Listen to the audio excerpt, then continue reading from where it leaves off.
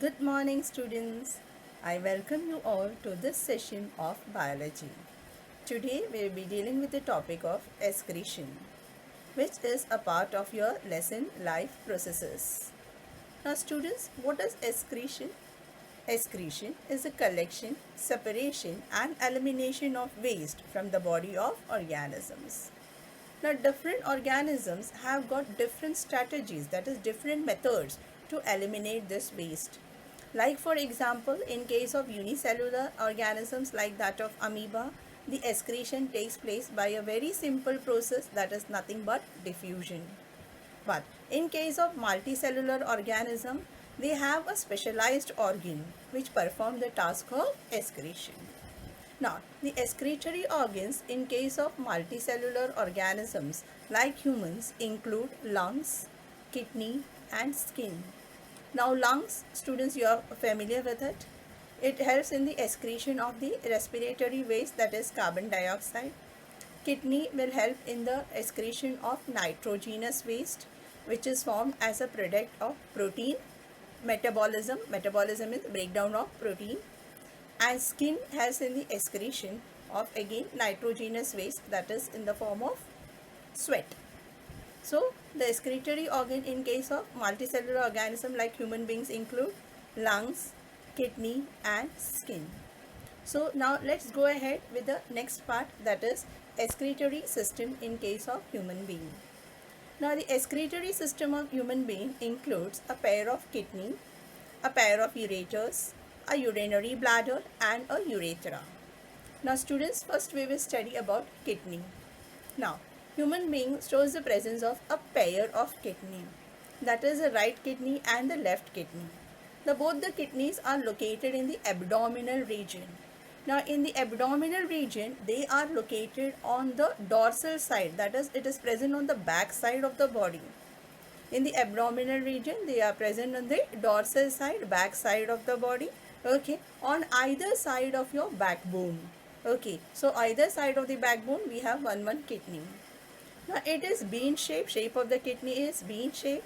The outer surface is convex and the inner surface is concave, and that concavity has got a notch, and that notch is called an hilum.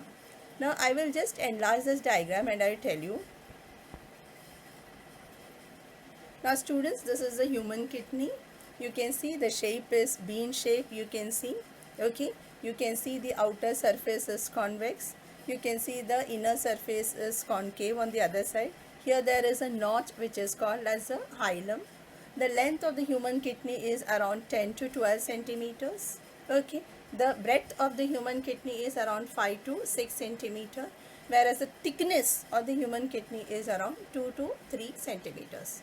So this was regarding the position and the external features of the human kidney. Okay, now students, let us move to the next part.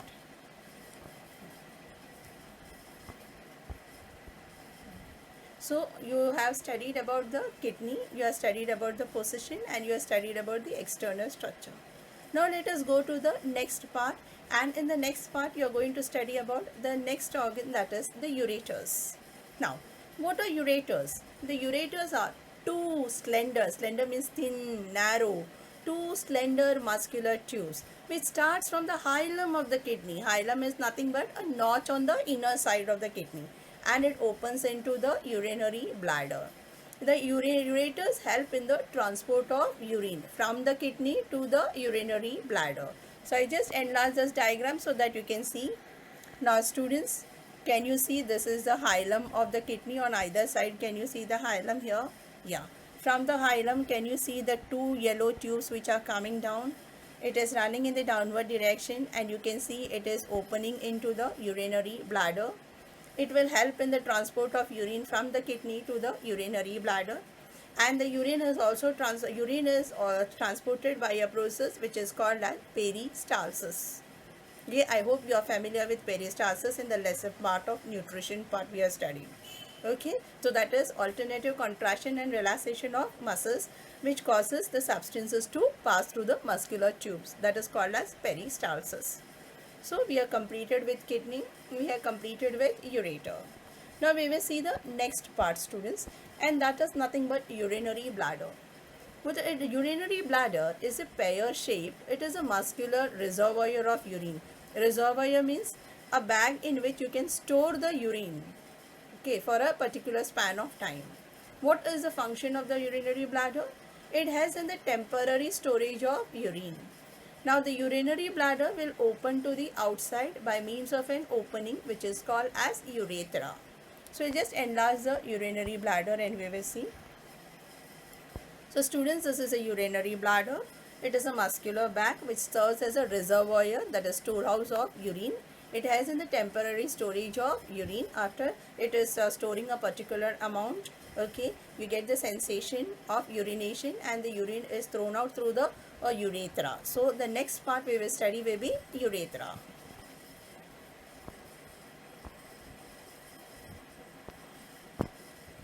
So now we will study about urethra. Now the urinary bladder opens to the outside through an aperture. Aperture means opening, which is called as the urethral aperture. The urethra will help in the discharge of urine. Discharge means removal of urine to the outside. Urethra is longer in males than in case of females. Okay, so students, you can see the urethra here. Now this is the urethra. You can see it is opening to the outside. It will help in the discharge of urine. And urethra is longer in case of male as compared to that of the females. So students, we have completed with the excretory system of human beings.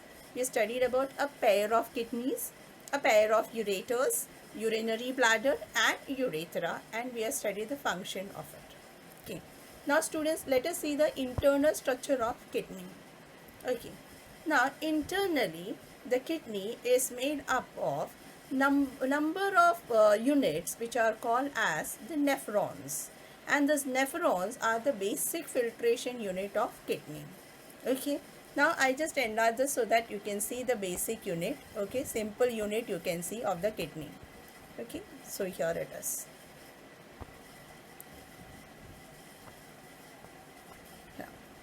Now let's talk about the blood supply to the kidney.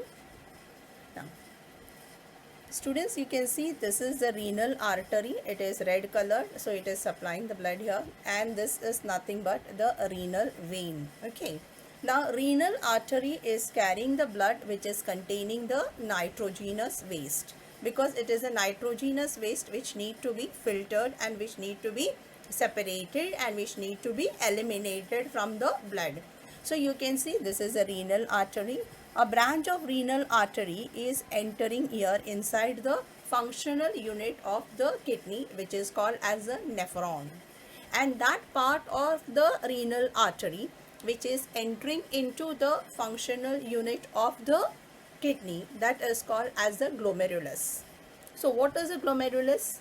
Glomerulus is a network of capillaries which is formed from the branch of the renal artery. Now, other than that, can you see a cup-shaped structure here? This cup-shaped structure is called as the Bowman's capsule. It is into the Bowman's capsule that the glomerulus is placed. The glomerulus is placed inside the Bowman's capsule. Okay. Now, together, now the next part we are studying is, we are going to study about the tubules. Now, the tubules are the tubular part of the nephron.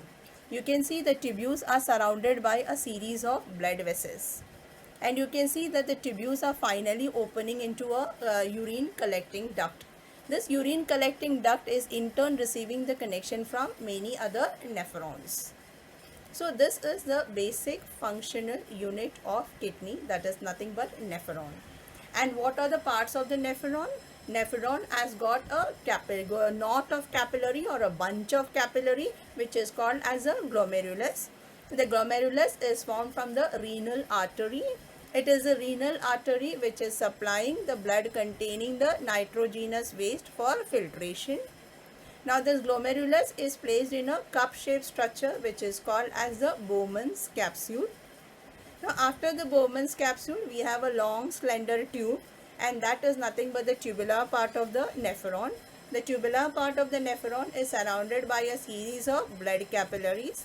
The nephron finally opens into a urine collecting duct. Urine collecting duct in turn receives a connection from many other nephrons.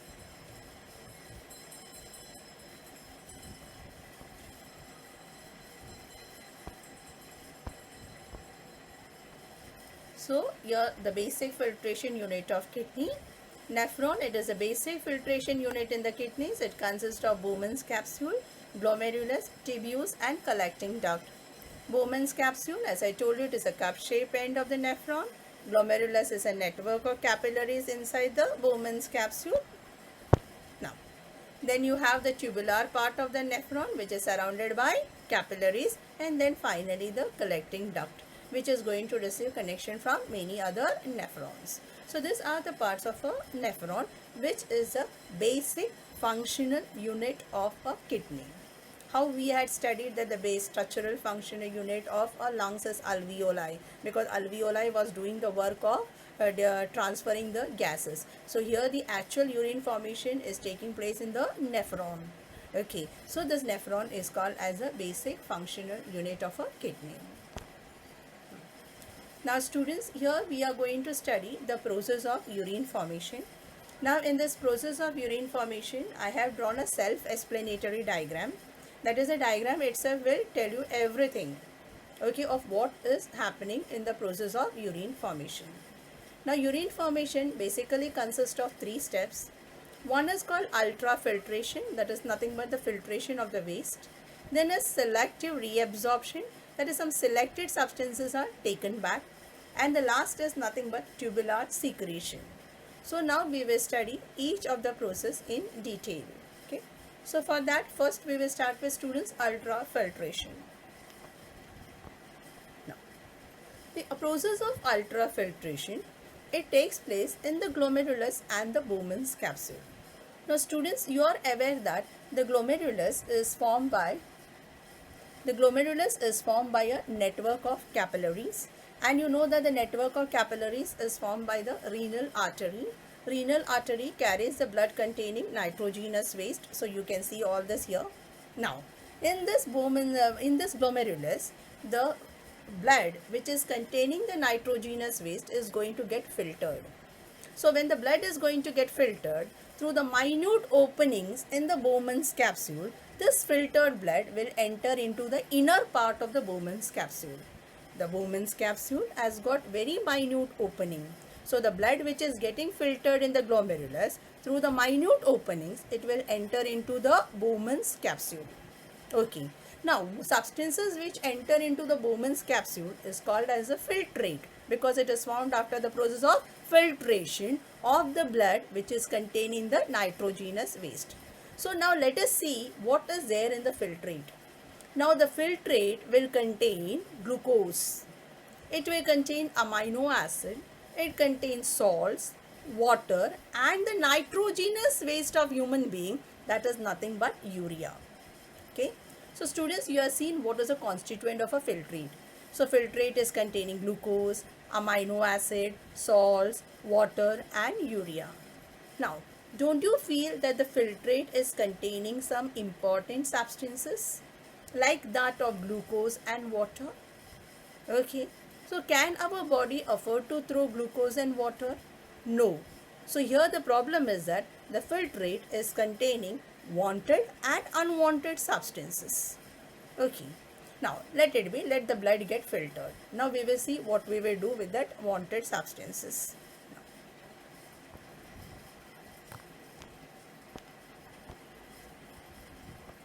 So students, now let's go to the next part, and in the next part we are going to study about selective reabsorption. Now, you know that the filtrate contains wanted and unwanted substance.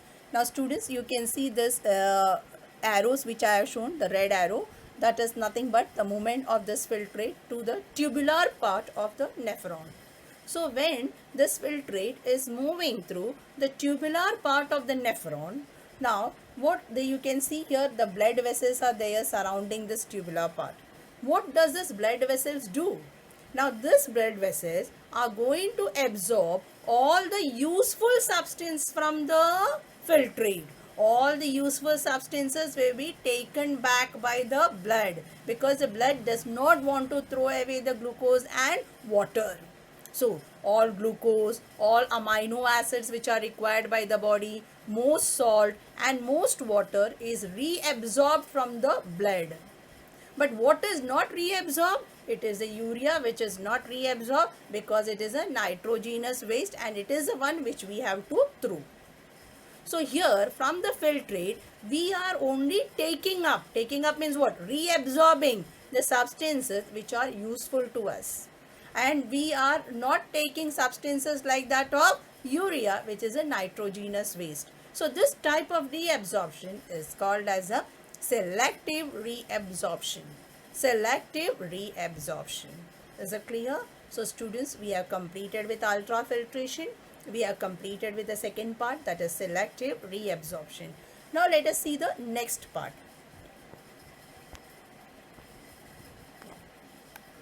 Yes. Now the next step in the urine formation is a part which is called as tubular secretion. So you can see that the urine has reached here, that filtrate has reached here. Okay, we have taken the substance what is required from the filtrate. So now it has reached the last part of the nephron. Now when it has reached the last part of the nephron, maybe the amount of water in your body is more. Okay, and the salts are also more. So that may not be kept inside our body. So now that some water, that is the extra amount of water or the extra amount of salt, and all if any urea has escaped from the process of ultrafiltration, all those substances will be collected and it will be added into the nephron. And this process of adding the substance to the nephron is called as tubular secretion. Now after the process of tubular secretion, now that filtrate which is formed is called as urine, and that urine will be carried ahead by the collecting duct, and the collecting duct is receiving the connection from many other nephrons, and finally all the collecting duct will open into the ureters, and that ureter will collect this urine and pass it on to the into the urinary bladder. So this is the way the process of urine formation takes place. I hope students you have understood this.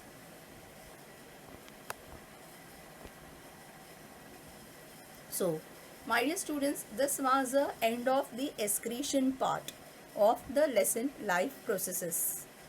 Now students, we have to do two more activities from this lesson. So we will look into the activity now. Now activity 6.7 of your NCERT textbook. In that they have discussed about the hemoglobin level. All of you are aware about hemoglobin. We have done it in the lesson of respiration. Okay. We have said how it helps in the transport of gases. Okay. Now hemoglobin in the children of age 6 to 12 is 11.5 to 15.5 g per dl. In adult female, it is 12.1 to 15.1 gram per dl. Adult male, it is 13.6 to 17.7 gram per dl. Now, in case of cows, it is average is 10.5. In a male cow, it is 10 to 15. In a female cow, it is 8 to 12. In a buffalo, it is 12.5 to 14.5. And in a buffalo female, it is 11.5 to 13.5. So this is a normal hemoglobin level in human beings and the cow family, rather I can say. We are talking about male, female and the cows. Okay, yeah. So now let's talk about hemoglobin now. Now hemoglobin content acts as a marker for good health. If you have a proper level of hemoglobin, so that shows here you're having a good health. Okay. The lower range of hemoglobin indicates anemia and malnutrition. Now, you have seen that if you look into the previous chart, students, you have seen that the males are showing a higher level of hemoglobin as compared to that of females. You are seeing that in case of human beings. You are seeing in case of cow. You are seeing in case of buffalo also. Now, why is it so? The difference in the hemoglobin value in male and females are due to hormonal influence. It is because of hormonal, which we will study about the hormones in the next lesson. Okay, it's because of hormonal influence. Now, Students, now let's study the activity 6.8 of your NCERT textbook. Okay. Now students, in this you are going to take pot A and pot B. Now in pot A I am going to plant a stick, whereas in the pot B I have a plant. Okay, so I label it as pot A and pot B. Now we go to the next step now students. In the next step what I do is I am going to cover the pot A with a polythene bag over here, and at the same time the pot B also I will cover it with a polythene bag. I will keep it for around 3 to 4 hours. Now when I keep it for around 3 to 4 hours, what is my observation? Okay, here. Observation is that water droplet appeared in the plastic sheet having the plant, while no water droplet appears in a plastic sheet covered by the stick. Now students, you can see here, I can see some droplet of water over here. Okay, now in that pot in which the plant is present, whereas water droplet is not there in pot A where I have planted a stick. Okay, now why? Let us explain that. Now plants release out water molecules in the form of water vapor into the air, and all of you know that this process is called as transpiration. Now the plastic sheet does not allow these water molecules to escape. As a result, it will undergo condensation and we will see the water droplets inside the plastic sheet. So this proves that the plants will show a process which is called as transpiration. Okay, so you can see this droplet. So this is an evidence to prove the process of transpiration and to explain the transpiration pull, which we had discussed in the previous session. Okay students, yeah. So now my dear students, this marks the end of your lesson life processes. Okay, so in life processes we studied about the different type of life processes like nutrition, respiration, transportation and excretion.